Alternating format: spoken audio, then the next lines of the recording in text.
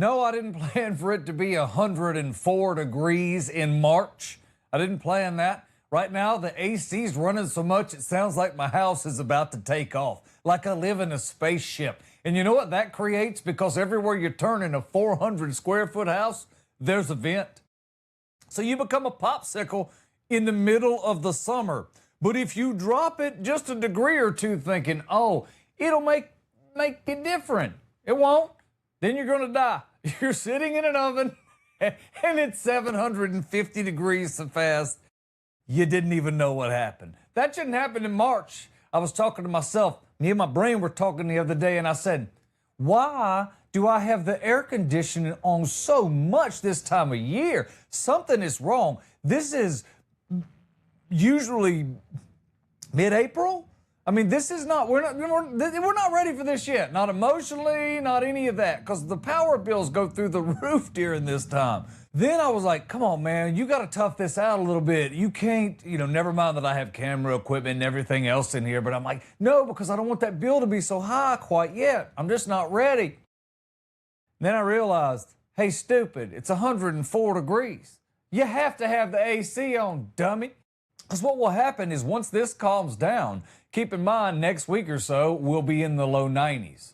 Now that's going to feel a heck of a lot different than 104. All of a sudden, low 90s by the evening, I'm in the 80s and it's cool. I'm not kidding. It's all relative. Now, somewhere in the middle of my heat and the delirium that followed, I started thinking about, and I probably should know this, so you can call me stupid if you want. You ever wonder why the Brits talk the way they do, like they got a secret nobody else is invited to? I wonder that this is the kind of thing that makes me go, I want to know. Like, didn't we come from there? Why do you sound like you're the deluxe version and I sound like the free trial? It doesn't make sense. How come, just basic questions, how come when we left England, they somehow got fancier? Were we the trash that was holding them down? Something was. So I did a little research. I didn't do a lot of research. I'm a master's student right now. I do a lot of research on stuff I have to, not that I want to, but I did a little research on this. So somewhere back in the day, like 1700s, stop me if you've heard this one, or better, if you were there, put in the comments that you were there. Tell me how it really was. Apparently, most people sounded more like we did over there. Regular, normal, a little rough around the edges. Then somewhere along the way, the Brit folks were like, all right, from now on, that sounds more like C-3PO, so that's not right. Anyway, from now on, we're going to stop pronouncing the R's. Those are done, which sounds like a wild decision, but you know what? I've had a couple of extra teas tonight, so that's happening. So imagine waking up one morning and you're like, you know what I'm done with today? Letters.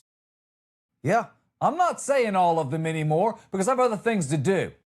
Car is going to become a car.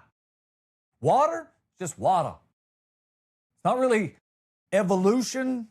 It's more selective effort. We're not going to put a lot of work into this. This is why the Brits sound different than we do. Meanwhile, over here in America, no, we're like, listen, we're not freeloading here. Every letter that gets a job will be working. If you're an R, you can get used a ton of ways. I might roll it. I might get in the car. Or I might just go straight hillbilly on you. Y'all get in the car. It might take 3 seconds for me to say it. And then here's the other thing. It would be one thing if, we homogenized everyone. We all came in together from all these different places in New York. We started spreading out all over the places there, all along the coastline and what have you, and how everybody showed up. And you know the story. You've been there. You read it. So when all that comes together, we didn't just decide on one, unique accent. No, what we decided was, which I think is also interesting about how we do things. We decided if we take an area and we decide to make it a state, we're going to allow them to pick their own accent. And we'll tell them, you can't use ours. Ours is ours. You got to have your own. And then so everybody got their own dialect. I mean, you can travel in parts of Oklahoma and it sounds like me. You can travel in other parts of Oklahoma and it sounds like Reba McEntire. So those aren't the same. Completely different. Louisiana is 4 different states all in one. So it can be all kinds of things. I mean, if you go to Boston, it's like British light. If you go to Texas, it's like the sentence never finishes loading. If you get down south, we pronounce all the vowels like we're getting paid to do it. You going to the movies? Well, I don't know. I'll have to get back with you. See what I mean? We pronounce everything. And the Brits' accent, if you think about it, it's not even old. It's a rebrand. See, that's what we don't talk about enough in school. It's a rebrand. Think about that. All of a sudden, one day they're like, okay, listen up, peasants. I'm your king or your queen. We're going to sound expensive now. Everyone, it's going to happen starting today. Now get back in your car and go home. From that day forward, everyone had to sound like that. So they just kind of made up how that went too, I guess. Over here, we're like, nope, not happening. We will sound efficient. Yes, we're going to be fast. We're going to be loud. We're going to be clear. Sometimes too clear, especially if you're in the Northeast. Something goes wrong over here. We don't soften it, though. Think about it. You could arrive, I'm convinced, I mean, this never happened to me, but I believe you could arrive in a hospital, you're sitting there, missing both your arms. And your doctor's like, oh, that's unfortunate. What? This ain't how we do in America. I was on a trip one time where one of the ladies had a little nick in her toenail paint because she hit it when she was swimming in the pool. Got out, the other ladies on the trip were like, this is a disaster. Shut it down. We went and spent $400 getting everybody's toes did. We don't do that's unfortunate. That's unfortunate. No, we tell you like it is. We don't get our toes did. It's going to happen. It's interesting to me when you start thinking through it, and I never really did. I'm working through a master's degree right now, like I said earlier, and of all the geography stuff I've taken, it's not a lot. Most of my focus has been meteorology, so a lot of it has been, focusing on the stuff I need to focus on. But when I start looking at the geography courses that I've taken, they've always been some of the most fun things that I got to do in the whole process. The more I learn about countries, and I always say, 1 year I'm going to take the whole year, and sometimes I read a ton of books or I do things across a year. I think I'm going to take 1 year. I keep saying this, but I got to do it. I'm going to take a year and I'm going to go state by state or country by country and across the pond and figure it all out and kind of figure out what they do and how they do it and how the money moves and all of those things, because you could learn a lot by doing it.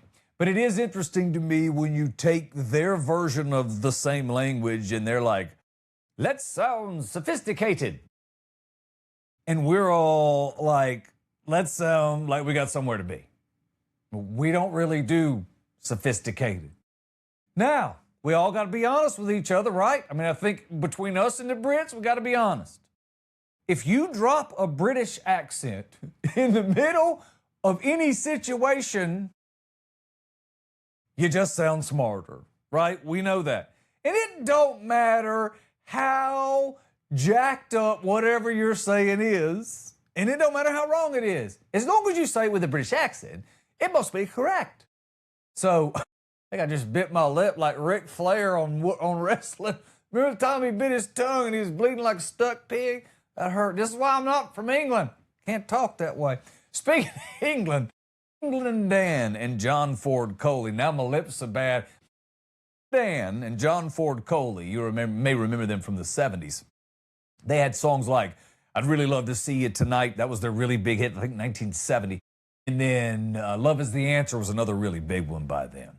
Now, the English accent that England Dan, because he was from England, Dan was, he put that on. Now, when this part of his life was over, he did admit that he was from Texas, which is Southern England, way southwest? No, you're not, Dan. So later he's going to become Dan Seals, who's going to sing big-time country songs like Everything That Glitters Is Not Gold. This stuff's going to land in the middle of the 80s, which is an interesting time for country music because in the end of the 70s, you have the outlaw movement. In the early 80s, we're all over the place. Even the pop charts are full of country songs. Ronnie Milsap, Dolly Parton.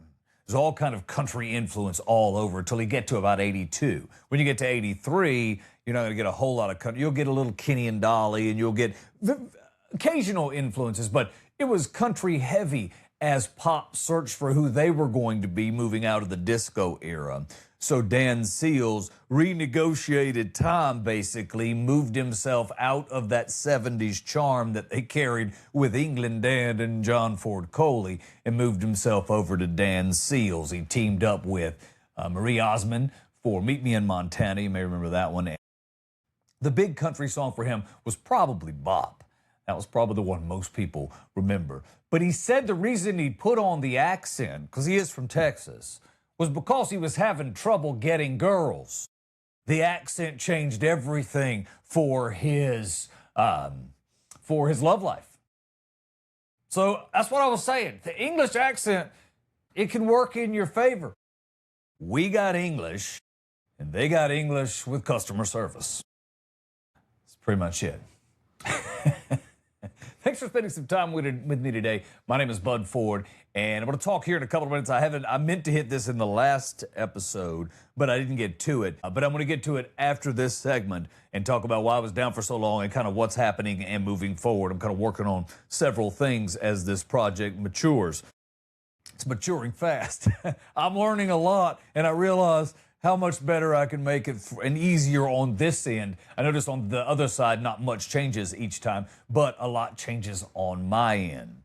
Now, one of the things that I was looking at, I look at a ton of articles. You're probably the same. I scroll I try to scroll things that tend to scroll news and things like that, and I've kind of built maybe the services to where I've put the things that are interesting to me, maybe like you have, and then when I scroll, I get stories that are interesting to me. So you may notice that I repetitively talk about some of the same types or categories of stories because those are the things that I get interested in. I love football. I like computers, oddly enough. I love cameras. I like taking pictures. I'm a photographer at heart, so that's fun. That's the kind of stuff I like talking about. You may remember the talk of the supercomputers in the 80s, and maybe you never got the chance to see one. I never did. When I saw this article, though, I noticed that, wow, this thing was massive. They called it the Cray 2. It was in 1985. And this particular monstrosity was big as a room. I mean, it was 5,500 pounds. NASA used it. They used it for a lot of nuclear research, for what happens if, and sort of, this was the first wave of computers that really got good at forecasting things, at doing research, and they could kind of figure what was going to happen in steps beyond that. We weren't able to do a lot of that before. This computer power gave us that ability. Now, let's think about how much power it took to run. This was stuff that NASA was using, the DoD was using. They were working with the airlines on how modeling how the Earth's rotation, the weather, the winds, all of those things acted upon a jet as they were trying to figure a lot of the stuff out in the space world too, working with these new supercomputers. They were burning incredible amounts of power, which I didn't know that much about until I was reading this article. It said 150 watts, 150 to 200 kilowatts of power just to run it. It's 5,500 pounds. It took an entire room, bigger than the room I'm sitting in right now. So if we know that it's 150 to 200 kilowatts of power to run it, what does your iPhone use? Your iPhone uses just about 40 watts to charge. Now, no doubt we know that that computer needed a small power plant, obviously. So the Cray 2 did 1.9 billion operations per second. 1.9 billion operations per second. That's a lot. At the time, it was completely unbelievable. And that's how they simulated, like I talked about, air flight, seeing oceans, the movement, what was happening with the tides, how erosion was occurring. It was also how they worked on nuclear modeling and the forecasting. Now, where our iPhone 17, like I talked about a minute or two ago, does about 2 trillion operations per second, which is not really double, it's not really 10 times, it's 100,000 plus times more powerful. So again, in 1985, you needed a 5,500 pound machine. The government, you needed insane amounts of available electricity where no one asked a bunch of questions, so you weren't running that in your house, to run advanced simulations. Now, in 2026, this is 100,000 times more powerful. It's in my pocket, and I use it to check to see if somebody liked or made a comment on a post that I put up in 2017, because I like to use the power. Back then, the supercomputer had really one job: solve complex math problems and simulate real-world systems. That's pretty much it.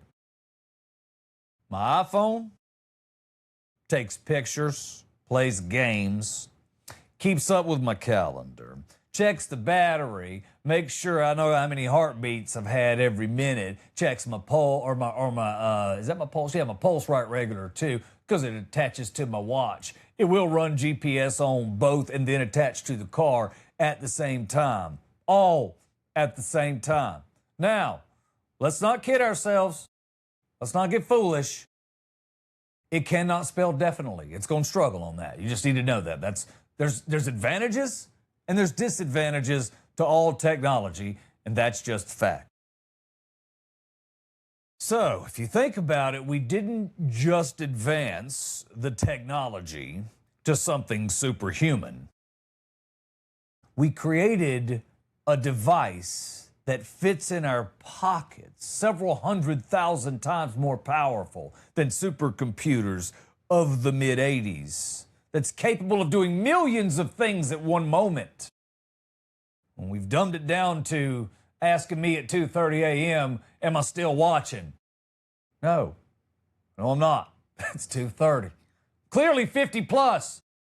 The series ended 2 hours ago. I've been asleep. That's AI stuff, right? Y'all should have figured that out. A supercomputer in my pocket, and most of the time I spend it arguing with someone that I've never even met about something political that, to be honest, neither one of us know that much about. Is that not the truth? That's pretty much the truth. So my name is Bud Ford. I appreciate you spending time with me. Each day, what I do, I get people connected with flight school. I also get a chance to train them on some things. It's a lot of fun. Ultimately, it's a good time. I get a chance to live out in Arizona. I like the weather out in Arizona. Even being a meteorologist, I got lured in by the sunshine every day. I'm fueled by it. Now, the last couple of weeks, I have not been on.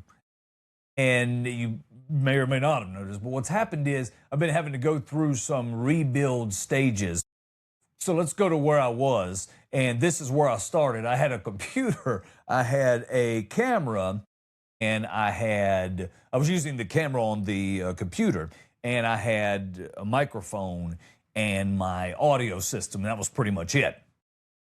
Then I was like, okay, this is not working because I have to do weather. So I got the opportunity to do weather with MCWX because I'm also a meteorologist. And I'm working on the system that we work on in that business frequently. And I kept telling my boss, listen, something ain't right. I don't have what I need to have. And he's like, oh, yeah, you know what you need? You got to have 2 screens because, it's not 1987. So I'm like, oh, okay. So I got 2 screens, and then I had to get rid of my kitchen table, move that. And now I got a desk, one of those rising desks, and it goes up and down. I can write on it and whatnot. That's kind of cool. Now, everything's fine. I get the opportunity to do the weather job. I'm doing that, and I'm doing the show, and you see that it looks a little different now, but you still basically have the Rodecaster Duo in the middle, and then you have the second monitor that comes in. And you're still working off the mic. Everything's all right. Then you're like, you know what else? I need a different camera because the camera that I have is not 4K, it's 720p because it was built into the older machine. So that's never going to work. So I picked up a camera, and that was $129. That's China's best technology right there. Don't kid yourself. This quality. In fact, you're seeing me right now, right? Yeah. So that's my money's worth. Look at that nice, I had that sitting on a very nice high-end trigger-controlled arm so I could set everything and just move it around. And then I realized, bruh, that's a lot. Like, that is a lot. So I had to get rid of that, and, what's better than one camera? Well, now I need another table to set it on because I need a little distance. So all this is happening in procession or as I continue on this show. The reason I was out last week and the week prior was because this evolution continues, and I'll show you in a moment. But basically what's happening is now we're adding another table, a second monitor. Everything's now moved. We have a little distance going in every different direction. So everything's cool there. And then we're like, you know what? One camera's never going to get it done. We're going to need a second camera because remember what I said? I work with MCWX. If you're in Oklahoma and you don't follow that on weather, please do. The MCWX weather group is incredible. There's so much stuff you can learn on that. And I'm learning every day. I always love that's why I love meteorology because every system teaches me something. So that's really cool. Even if it's just pattern recognition, I get to learn something every time. But with that setup, that creates a secondary need for the camera. So now I got 2 cameras going on, and I put a Stream Deck in there. So now I got a Stream Deck to operate through things so that I can make the slides work and all the stuff that you see now. So a lot of what's happening has turned out not necessarily to be all about changing and fixing and rebuilding. A lot of it has been about how do I make this system a little tighter, a little better, a little more functional so that when I'm doing this, because I'm doing it just for fun mainly, the reason I do this is because I work around a bunch of 20-year-olds that are working their way through flight school. What do they want to talk about? Flight. So we talk about flight. Now, unfortunately, my brain, I'm a little older than I like to talk about other things. Plus, my age generation like to talk.